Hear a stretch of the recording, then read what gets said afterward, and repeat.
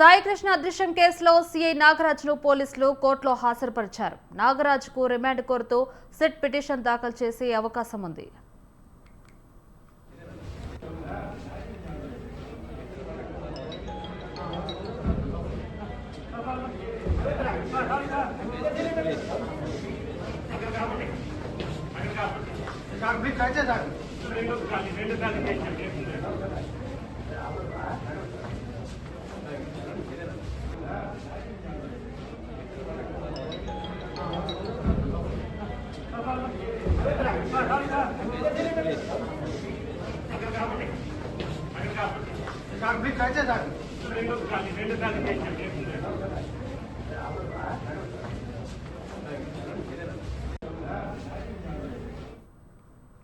సాయి కృష్ణ అదృశ్యం కేసులో సీఐ నాగరాజ్ను పోలీసులు కోర్టులో హాజరుపరిచారు. నాగరాజ్కు రిమాండ్ కోరుతూ సిట్ పిటిషన్ దాఖలు చేసే అవకాశం ఉంది.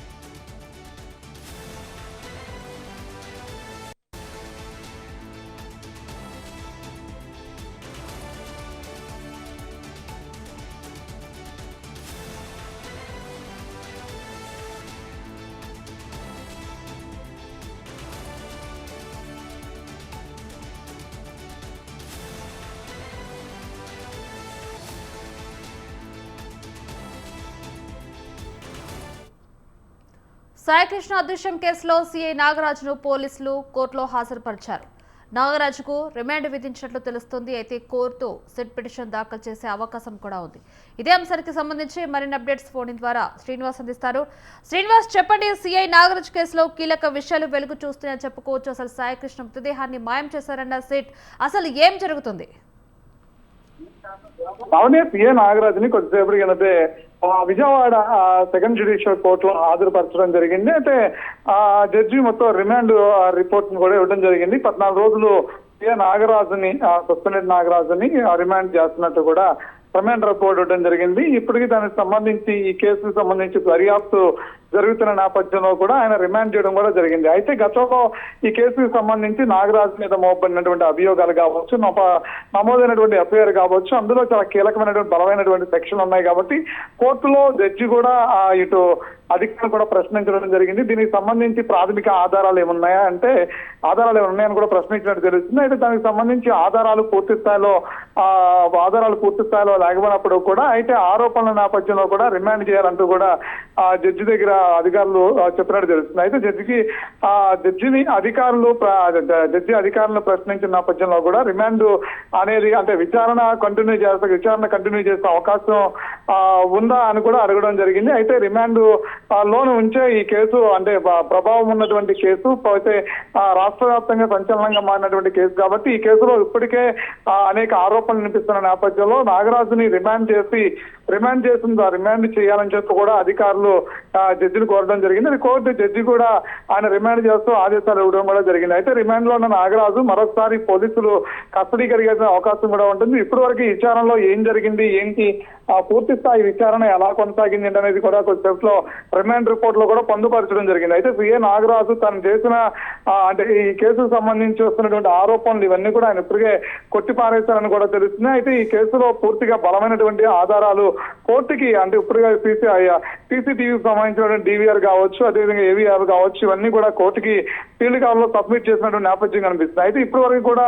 నాగరాజుని రిమాండ్ చేస్తారా లేదు అంటే కనుక ఆయన్ని మరొకసారి కోర్టు ముందు హాజరుపరిచిన తర్వాత నోటీసులు ఇచ్చి విచారణ జరపమంటారా, దీనికి సంబంధించినటువంటి కీలక ఆధారాలు కోర్టుకు సమర్పించారా లేదా కోర్టుకు సమర్పిస్తేనే జడ్జి రిమాండ్ చేసేటువంటి అవకాశం ఉంటుంది, లేని పక్షంలో మరొకసారి ఆయన్ని విచారణకే ఆదేశాలు ఇచ్చే అవకాశం ఉంటుంది, రిమాండ్ చేయకపోవచ్చు అని చెప్పినటువంటి అపోహలు ఏవన్నాయో అవన్నీ తొలగిపోయాయని కూడా చెప్పుకోవచ్చు. రిమాండ్ చేస్తూ కూడా జడ్జి ఆదేశాలు ఇచ్చారు. అయితే ఈ రిమాండ్ 14 రోజుల తర్వాత మరొకసారి పోలీసులు పిటిషన్ వేసేటువంటి అవకాశం కూడా ఈలోపు ఈ 14 రోజుల పోలీసులు కస్టడీ పిటిషన్ వేసేటువంటి అవకాశం కూడా ఉందని తెలుస్తుంది. అయితే పూర్తి స్థాయిలో విచారణ కంటిన్యూ చేయాలి. అంతేకాకుండా ఈ కేసులో ఇంకా ఎదుర్కొన్నటువంటి అంటే ఆ టీమ్ గా పనిచేసినటువంటి ఎవరైతే పోలీసులు ఇంకా ఉన్నారో దిగువ స్థాయి పోలీసులు వాళ్ళందరూ కూడా ఆరోపణలు ఎదుర్కొన్న వాళ్ళందరూ కూడా విచారణ జరపాల్సినటువంటి పరిస్థితి అయితే కూడా ఉంది. కాబట్టి నాగరాజును రిమాండ్ చేసిన తర్వాత వీళ్ళందరూ కూడా విచారిస్తారా, పూర్తి ఆధారాలు సహకరించి కోర్టు ముందు సబ్మిట్ చేస్తారా, లేదంటే నాగరాజుకి బెయిల్ వచ్చేటువంటి అవకాశం ఉంటుందా, లేదంటే ఈ కేసు ఇంకా ఎంత అంటే ఈ కేసుకు సంబంధించినటువంటి ఆధారాలు ఇప్పటివరకు కీలక ఉన్నటువంటి సమాచారం ఏంటి, ఈ సమాచారం అంటే కేవలం వాళ్ళు ఇచ్చిన కుటుంబ సభ్యులు ఇచ్చినటువంటి స్టేట్మెంట్స్, వాళ్ళు చెప్పినటువంటి అంశాలైనా, లేదంటే మీడియా కథనాల్లో వస్తున్నటువంటి ఆరోపణల నేపథ్యమైనా, లేదంటే కనుక ఇప్పటికి చాలా మంది ఈ కేసుకు సంబంధించి ఇంటర్నల్ గా చాలా మంది వినిపిస్తున్నటువంటి వాయిస్ దీని నేపథ్యంలోనే పోలీస్ ఇన్వెస్టిగేషన్ జరిగిందా, లేదా నాగరాజు పూర్తి స్థాయిలో ఆ రోజు అసలు ఏం జరిగింది, సాయి కృష్ణని అరెస్ట్ చేశారా లేదా, అరెస్ట్ తర్వాత పరిణామాలు ఏం జరిగాయి ఏంటి అనేది సీఏ నాగరాజు అంగీకరించారా లేదా అనేది కూడా ఎన్ని అంశాలు కూడా పరిశీలించాలి. అయితే ఈ కేసుకు సంబంధించి ప్రాథమికంగా ఇప్పుడు కోర్టు ముందు హాజరుపరిచేంత వరకు కూడా ఈ కేసుకు సంబంధించిన గోప్యంగానే విచారణ జరిగిందని చెప్పుకోవచ్చు. అదేవిధంగా ఈ కేసు ఇంకా గోప్యంగానే కంటిన్యూ అవుతున్నటువంటి నేపథ్యం కూడా చూస్తున్నాము. అయితే ఈ కేసులో రిమాండ్ రిపోర్ట్ లో అసలు ఏం పొందుపరిచారు, రిమాండ్ రిపోర్టు ఆధారంగా ఈ కేసు ఇంకా ఎలా ముందుకెళ్ళబోతుంది అనేది మాత్రం తెలియాల్సిన అవసరం అయితే ఉంది. లావణ్య, శ్రీనివాస్, అంటే రిమాండ్ రిపోర్టు ప్రకారం చూసుకున్నట్లయితే సాయి కృష్ణపై నాన్ బెయిలబుల్ ఉన్నప్పటికీ కూడా ఆయన్ను చట్ట ప్రకారం ఎందుకు హాజరుపరచలేదంటారు? అంటే ఈ కేసులో ఇంతవరకు అరెస్టు చేశామని చెప్పని సీఏ నాగరాజు ఎక్కడా కూడా ఒప్పుకున్నట్టు లేదు. అంతేకాకుండా ఈ కేసుకు సంబంధించి అరెస్టుకు సంబంధించినటువంటి ఆధారాలు కూడా ఎక్కడ లేవు. అయితే రిమాండ్ ప్రస్తుతం స్టార్టింగ్ ఈ కేసు మొదలైనప్పుడు ఇది మిస్సింగ్ కేసు కింద నమోదైనటువంటి నేపథ్యం కూడా కనిపించింది. ఆ తర్వాత సీఏ నాగరాజుని విఆర్కు పంపిన తర్వాత ఈ కేసు పరిణామాలు చాలా వేగంగా మారిపోయాయని కూడా చెప్పుకోవచ్చు. అయితే కేసు చాలా కీలకంగాను చాలా క్లిష్టంగా మారిపోయింది. ఈ లోపు మీడియాతో సాయి కృష్ణ పేరెంట్స్ మీడియాతో మాట్లాడినప్పుడు అనేక ఆరోపణలు ఆయన చేసిన నేపథ్యంలో కూడా ఆయన మీద చర్యలు తీసుకుంటూ సస్పెండ్ చేయడం జరిగింది. ఆ తర్వాత వినిపిస్తున్నటువంటి ఆరోపణలు నేపథ్యంలో కూడా నాగరాజు మీద ఎఫ్ఐఆర్ నమోదు చేయడం జరిగింది. ఎఫ్ఐఆర్ ఉదాంతం తర్వాత ఇటు ఇన్వెస్టిగేషన్ టీమ్ ఏదైతుందో సిట్ పూర్తి స్థాయిలో విచారణ చేపట్టడం జరిగింది. విచారణ చేపట్టిన మొదటి రోజే ఇటు నాగరాజు కుటుంబ సభ్యులు సాయికృష్ణ కుటుంబ సభ్యులను కలవటం, అదేవిధంగా వాళ్ళ దగ్గర నుంచి పూర్తి స్థాయిలో స్టేట్మెంట్స్ రికార్డ్ చేయడం, స్టేట్మెంట్స్ రికార్డ్ చేసిన తర్వాత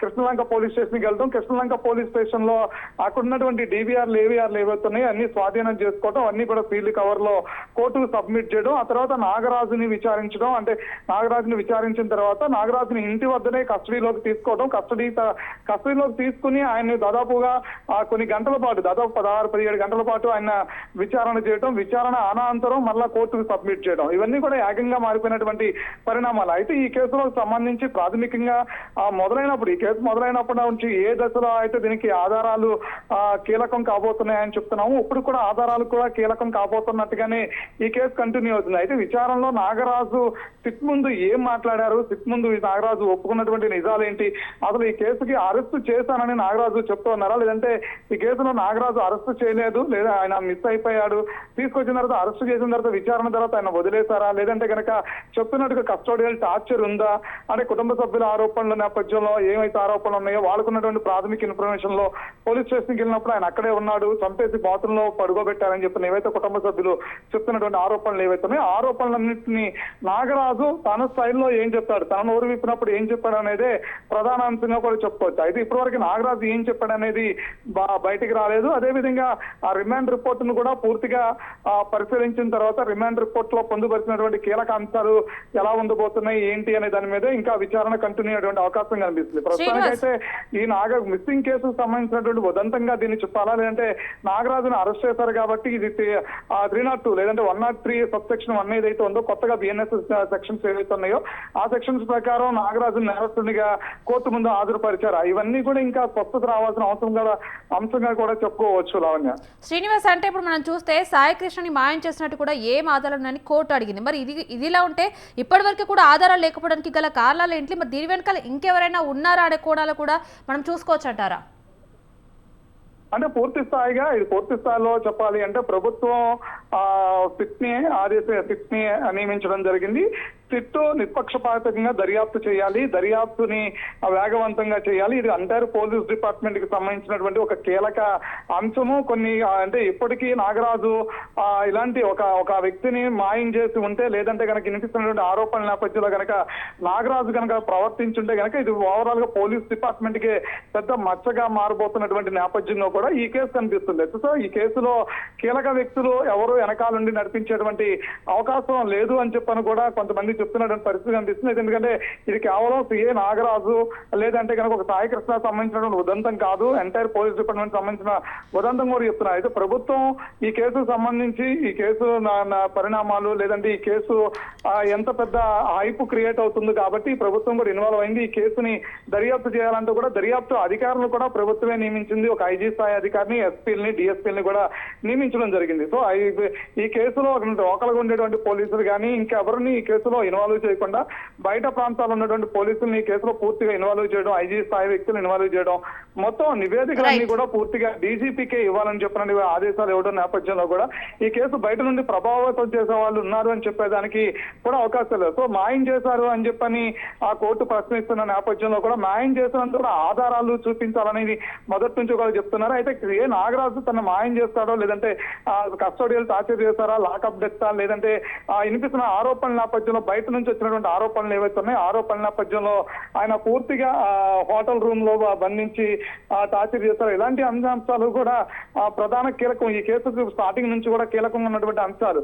అయితే కీలకంగా ఉన్న కేసులో ఉన్న కీలకంగా ఉన్నటువంటి అంశాలన్నీ కూడా ఇప్పుడు ఈ రిమాండ్ రిపోర్ట్ ద్వారా తేడదలం అయితే నాగరాజుని మరొకసారి విచారించే అవకాశం కూడా ఉందని చెప్పుకోవచ్చు. Right, thank you Srinivas.